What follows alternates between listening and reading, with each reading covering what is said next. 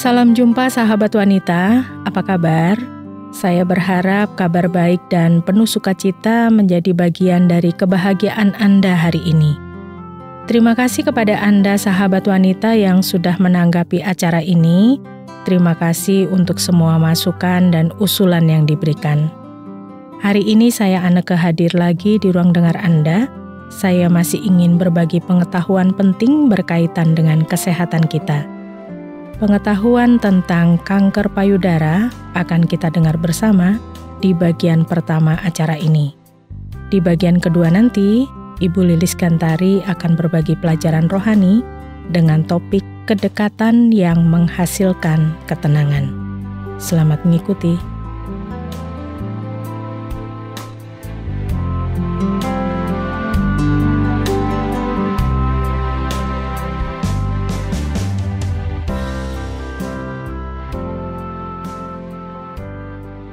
Sahabat wanita, kanker adalah penyakit yang sangat ditakuti banyak orang karena terbatasnya pengobatan yang bisa menyembuhkan kanker. Kanker itu munculnya tiba-tiba. Banyak orang tidak menyadari kalau dirinya mengalami kanker dan baru mengetahuinya setelah kankernya cukup parah. Kanker juga bisa menyerang hampir semua organ dalam tubuh. Contohnya begini. Kalau kanker hanya menyerang paru-paru saja, maka dokter dan tenaga ahli bisa berfokus mencari pengobatan kanker paru-paru saja. Tapi faktanya, ahli medis harus memperhatikan setiap organ dalam tubuh. Karena paru-paru, usus besar, tulang, liver, ginjal, otak, dan organ-organ lain bisa terkena kanker juga.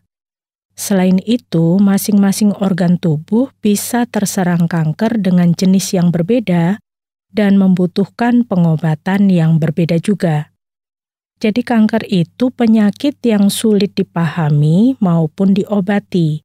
Ini yang terus diperjuangkan tenaga medis, sehingga pengobatan kanker sudah berkembang dengan baik dan ada harapan bahwa di masa depan ilmu medis akan semakin maju dan pengobatan kanker juga akan terus berkembang. Bagi mereka yang mengalami kanker, pasti pertanyaan pertamanya, bagaimana pengobatan yang harus dijalani? Aspek pertama yang terpenting adalah diagnosa yang tepat dan akurat. Banyak orang berpikir bahwa mereka mengalami kanker, padahal setelah dites ternyata tidak. Ini seringkali membuat ketakutan yang tidak mendasar. Beberapa orang bisa terdiagnosa mengalami kanker setelah dilakukan tes biopsi, tapi mungkin kankernya belum menyebar atau jenisnya yang tidak ganas. Banyak juga penderita kanker yang berpikir mereka akan meninggal sebentar lagi karena kanker. Pemikiran-pemikiran ini yang harus diatasi dulu. Karena sekali lagi, hal pertama yang perlu dilakukan adalah mendapatkan diagnosa tentang kanker yang akurat. Kalau diagnosanya sudah tepat, prosedur diagnosa juga harus tepat. Prosedur ini berupa operasi kecil yang bersifat sederhana yang hanya membutuhkan bius lokal. Gampangnya sering disebut biopsi atau pengambilan sampel. Sangat jarang pasien mengalami komplikasi akibat prosedur ini, dan mereka bisa langsung pulang setelah prosedur selesai. Kalau diagnosanya sudah tepat dan akurat, prosedurnya juga sudah tepat, baru dokter akan memutuskan apakah pasien perlu menjalani operasi atau tidak. Ini perlu dipahami karena tidak semua kanker memerlukan operasi. Contohnya, leukemia atau kanker darah. Tetapi pasien kanker lambung atau kanker usus besar memang perlu menjalani operasi untuk mengangkat jaringan kanker dari organ itu, sekaligus dilakukan pemeriksaan apakah terjadi penyebaran kanker pada organ lain. Jadi diperlukan dokter bedah yang sudah berpengalaman untuk melakukan operasi seperti ini. Kalau operasi perlu dilakukan dan dokter melihat apakah kanker sudah menyebar atau belum, perlu dilakukan pemeriksaan menggunakan X-ray khusus seperti CT scan atau MRI untuk memeriksa bagian-bagian tubuh lain yang berpotensi terkena kanker. Mengapa pemeriksaan kanker pada organ tubuh lain diperlukan? Karena dengan pemeriksaan ini, dokter bisa menentukan apakah pasien memerlukan penanganan lanjutan seperti kemoterapi atau terapi radiasi. Kebanyakan pasien kanker memang tidak menyukai kemoterapi dan terapi radiasi karena akan merasa tidak enak badan setelahnya. Obat-obatan yang digunakan dalam kemoterapi juga cukup keras dan menyebabkan banyak efek samping. Kemoterapi dan terapi radiasi bisa menyebabkan efek samping pada pasien seperti rambut rontok, kulit mengelupas, mual, muntah, dan diare. Selain itu, kedua pengobatan ini juga bisa membuat pasien merasa lelah dan muncul gejala lainnya.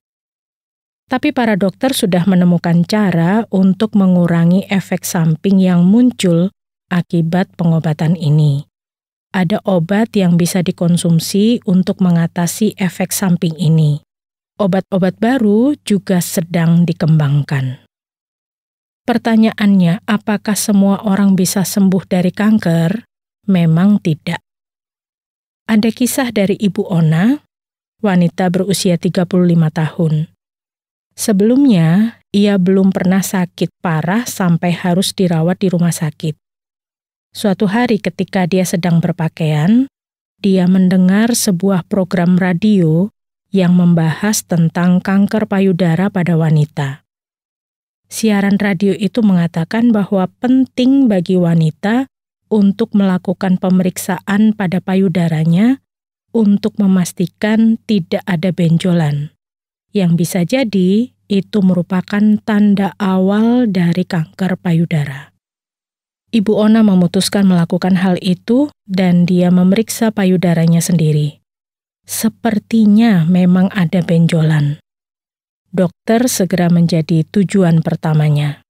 Benar saja, dokter menemukan ada benjolan pada payudara Ibu Ona dan dokter meminta Ibu Ona untuk melakukan pemeriksaan dengan X-ray yang disebut mamogram. Hasilnya menunjukkan potensi kanker. Dokter menjelaskan bahwa perlu dilakukan operasi untuk mengambil sampel benjolan dan memeriksanya dengan mikroskop untuk memastikan benjolan itu kanker atau tidak. Prosedur ini termasuk operasi kecil dan sederhana dengan risiko yang sangat minim. Ibu Ona terkejut saat dokter memastikan hasilnya bahwa benjolannya adalah kanker. Tapi Ibu Ona juga merasa lega ketika dokter mengatakan bahwa kankernya belum menyebar ke organ lainnya. Dokter itu kemudian menyarankan supaya Ibu Ona menjalani operasi untuk mengangkat jaringan kanker itu supaya tidak menyebar lebih luas. Dokter itu juga mengatakan kalau Ibu Ona menjalani operasi secepatnya, maka masih ada kemungkinan dia bisa pulih secara total. Segala macam perasaan dan pemikiran pasti mengganggu Ibu Ona. Dia khawatir dengan operasinya. Setelah operasi dilakukan, dia mulai cemas karena akan kehilangan payudaranya. Sang dokter terus menguatkan dan menenangkan Ibu Ona dengan fokus pada pengobatan dan kesembuhannya. Setelah operasi, Ibu Ona harus menjalani pemeriksaan mamogram lagi 6 bulan berikutnya untuk melihat apakah kanker yang sama muncul kembali pada payudara yang satu atau tidak. Banyak wanita seperti Ibu Ona mengalami kanker payudara. Awalnya, mereka menemukannya secara tidak sengaja dan terkejut kalau ternyata mereka memiliki kanker. Kanker ini bisa menyerang wanita muda. Kanker payudara sendiri bisa menyerang wanita berusia 20 tahun ke atas. Bahkan wanita berusia di atas 80 tahun pun bisa terkena kanker payudara. Jadi tidak ada wanita yang terlalu tua untuk terkena kanker payudara. Penting untuk memeriksakan diri pada dokter yang ahli dalam bidang kanker, memastikan bahwa kanker belum menyebar ke organ lain juga sangat penting untuk menentukan pengobatan yang akan digunakan. Perlu juga dilakukan operasi pengangkatan jaringan kanker supaya pasien bisa memiliki kesempatan pulih kembali dan bisa beraktivitas seperti sedia kala. Banyak wanita yang mengalami depresi dan merasa kehilangan setelah kehilangan payudaranya akibat operasi ini. Di situasi ini, pasien membutuhkan waktu bertahun-tahun untuk mengatasi perasaan itu. Yang perlu kita perhatikan bersama, ada korelasi antara tingkat kemajuan sebuah negara dengan tingkat penderita kanker payudara. Kaum pria juga bisa mengalami kanker payudara meskipun kasusnya sangat langka. Sekarang ini sedang diupayakan perkembangan medis dengan adanya obat-obatan yang bisa mencegah kanker payudara. Tidak ada yang tahu pasti penyebab kanker payudara. Genetik tentu saja bisa berpengaruh. Tetapi wanita tanpa sejarah kanker payudara dalam keluarganya juga bisa terkena kanker ini. Selain itu, rokok dan pola makan dengan lemak berlebih bisa menjadi pemicunya juga. Ada juga seorang wanita yang didiagnosa kanker payudara ketika dirinya berusia 52 tahun. Sayangnya, kankernya sudah menyebar ke organ liver ketika pemeriksaan pertama dilakukan. Kemungkinan wanita ini bisa sembuh pun cukup rendah. Ada 2 cara untuk memeriksa kanker payudara. Pertama, pemeriksaan mandiri, memeriksa payudara sendiri selama kurang lebih 5 menit, dan perlu mencari apakah ada benjolan yang tidak terasa sakit. Kalau Anda menemukan benjolan seperti ini, maka Anda harus pergi ke dokter. Lakukan pemeriksaan mandiri ini setiap bulan. Pemeriksaan kedua bisa menggunakan alat mamogram. Pemeriksaan ini biasanya dilakukan oleh wanita 40 tahun ke atas, bahkan jika mereka tidak memiliki tanda-tanda kanker. Mengapa? Karena alat ini bisa mendeteksi kanker bahkan ketika penderita belum merasakan tanda apa-apa. Hal ini bisa mempercepat penanganan dan meningkatkan kemungkinan pasien pulih lebih cepat. Ada beberapa jenis pengobatan kanker payudara, tergantung tingkat keparahan kanker dan keadaan pasien. Kalau seorang wanita mengalami kanker payudara, maka perlu juga dilakukan pemeriksaan lanjutan untuk memastikan bahwa kanker itu tidak menyebar lagi. Selain itu, mengangkat seluruh bagian payudara yang terkena kanker juga menjadi salah satu solusi mengatasi penyebaran kanker. Intinya, kanker payudara bisa dicegah, bisa diperiksa mandiri, bisa juga dilakukan pemeriksaan menggunakan mamogram. Pemeriksaan di rumah sakit dengan tenaga ahli akan menolong pasien mengikuti pengobatan dan penanganan kanker dengan baik. Mengikuti saran dokter dan melakukan pengobatan dengan telaten menjadi salah satu kunci penanganan kesembuhan kanker payudara.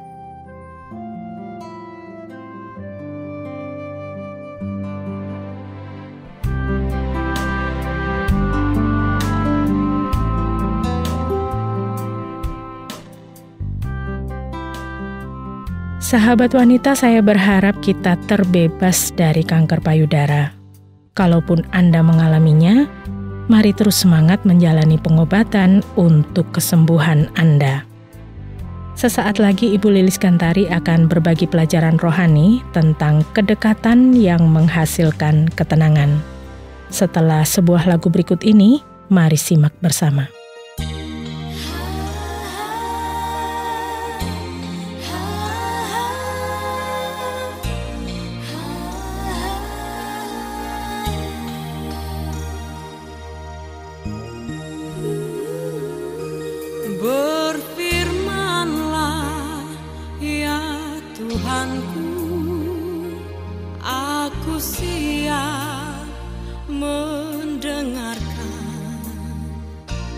Bersabdalah, ya Yesusku, firman-Mu kekuatan hidupku.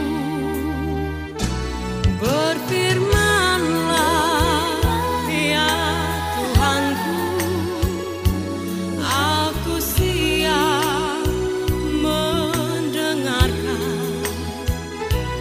Bersabdalah, ya Yesusku, firman-Mu kekuatan hidupku.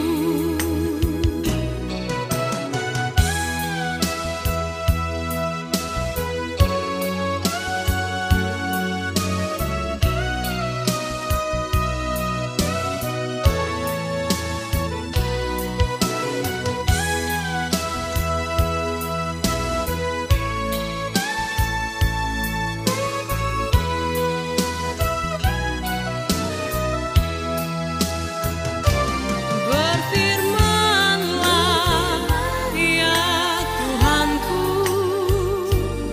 aku siap mendengarkan. Bersabdalah, ya Yesusku, firman-Mu kekuatan hidupku.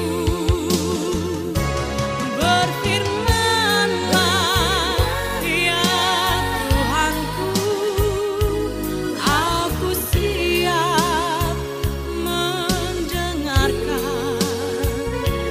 Bersabdalah, ya Yesusku, firman-Mu kekuatan hidupku.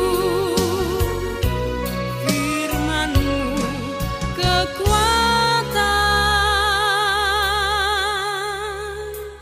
hidupku.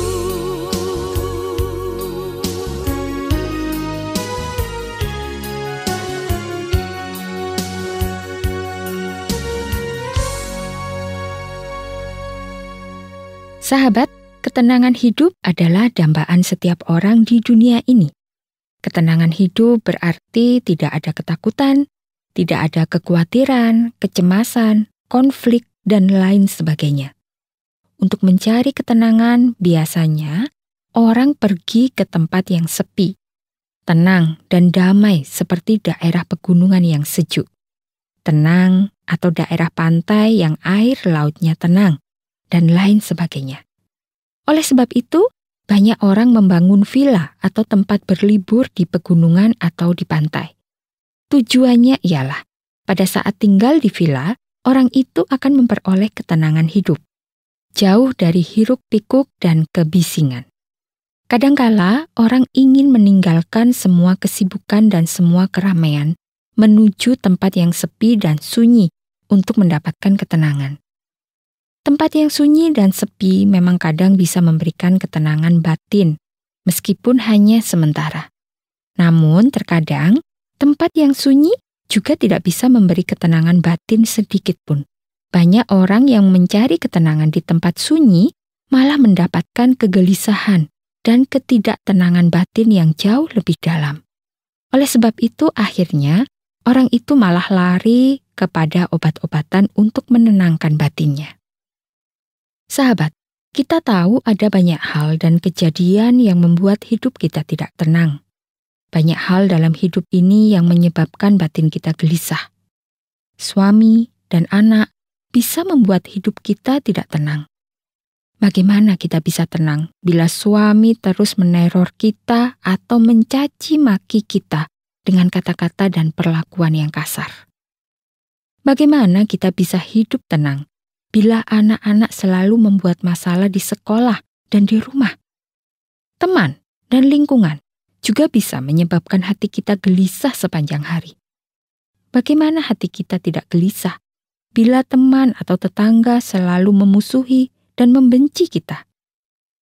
Bagaimana hati kita tidak gelisah bila lingkungan kita tidak aman, banyak kejahatan dan bencana alam? Banyak hal bisa membuat hati kita gelisah. dalam kegelisahan tentu kita mendambakan sebuah ketenangan dan ketentraman. Dan sudah pasti, kita berusaha keras untuk mencari dan menemukan ketenangan itu. Namun, kita kadang tidak tahu harus mencari kemana. Kadang, malah kita mencari di tempat atau pada orang yang salah. Kita tahu saat ini banyak orang mencari ketenangan pada orang yang salah, yaitu orang-orang yang sebenarnya tidak dapat memberikan ketenangan sama sekali, bahkan justru menambah kegelisahan.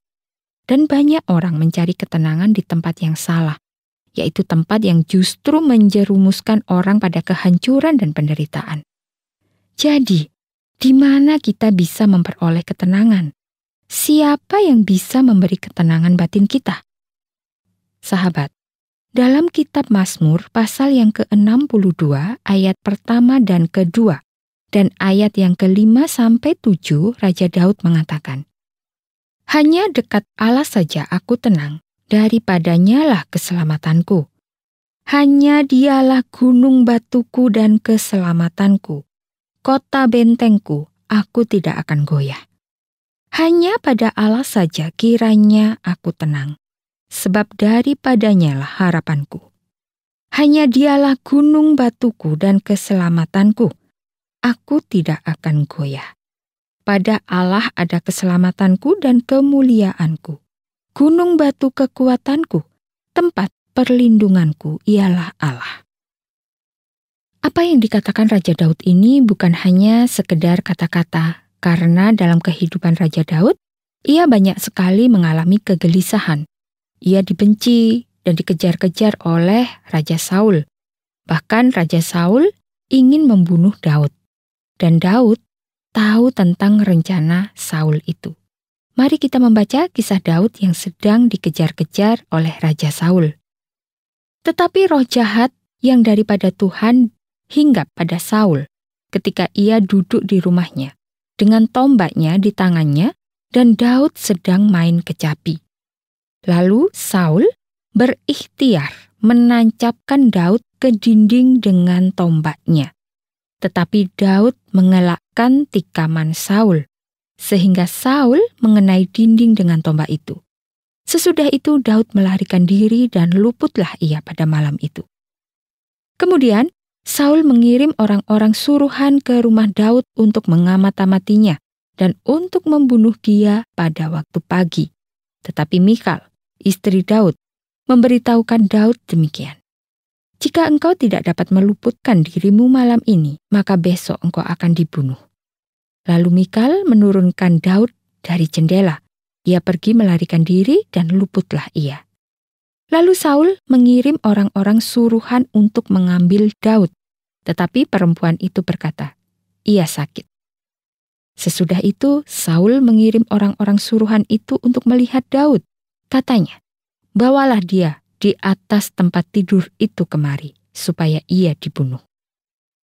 Sahabat, berkali-kali Raja Saul ingin membunuh Daud, sehingga Daud harus melarikan diri dan bersembunyi. Jadi hidup Daud tidak tenang. Daud mengalami kegelisahan dan ketakutan. Lalu setelah ia luput dari kejaran Saul dan setelah ia menjadi raja, Daud menuliskan sebuah nyanyian yang mengatakan, "Hanya dekat Allah saja aku tenang, daripadanyalah keselamatanku. Hanya dialah gunung batuku dan keselamatanku, kota bentengku, aku tidak akan goyah. Hanya pada Allah saja kiranya aku tenang, sebab daripadanyalah harapanku. Hanya dialah gunung batuku dan keselamatanku, kota bentengku, aku tidak akan goyah. Pada Allah ada keselamatanku dan kemuliaanku. Gunung batu kekuatanku, tempat perlindunganku ialah Allah." Tulisan Daud ini menunjukkan kepada kita bahwa dalam kegelisahan dan ketakutan, Daud mendekatkan dirinya pada Tuhan dan Daud memperoleh ketenangan. Kehebatan dan kekuatan yang dimiliki Daud sama sekali tidak memberi ketenangan padanya. Daud hanya memperoleh ketenangan pada saat ia mendekatkan dirinya kepada Tuhan. Sahabat, bila hati Anda gelisah, tidak tenang karena berbagai macam hal dan kejadian yang Anda alami, dekatkan diri Anda kepada Tuhan. Saya yakin Anda akhirnya akan berkata, hanya dekat Tuhan sajalah hatiku tenang. Tuhan memberkati Anda. Amin.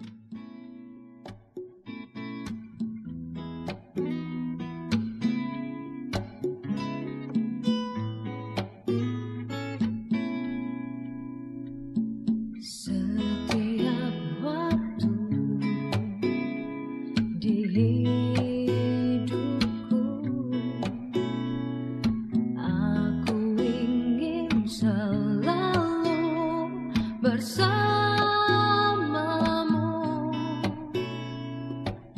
dan hati pun berbisik, tiada ku ragu untuk memberi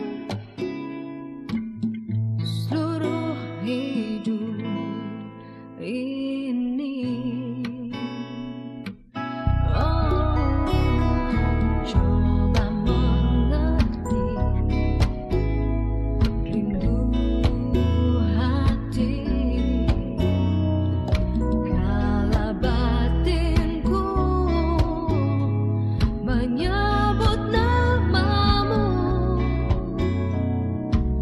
dan hati pun berbisik, tiada ku ragu untuk memberi seluruh hidup ini. Untuk pertama kali di dalam hidupku, ku temui Engkau yang memberi, Engkau yang membagi cinta yang sejati. Engkaulah pribadi yang paling mengerti semua arti gelisah nurani yang datang dan pergi, tak pernah berhenti. Engkau yang ku miliki. Sampai di sini dulu jumpa kita, sahabat wanita. Acara Wanita Berpengharapan akan hadir lagi di waktu yang akan datang.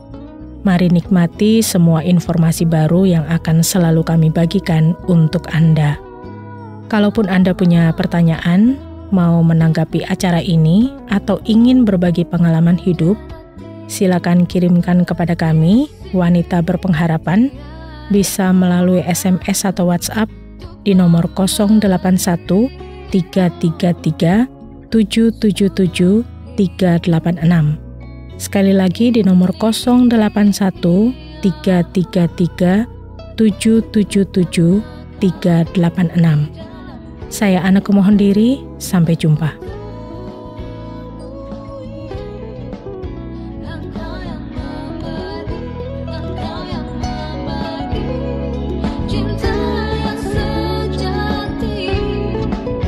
Engkaulah pribadi yang paling mengerti semua arti gelisah nurani yang datang dan pergi, tak pernah berhenti. Engkau yang ku miliki.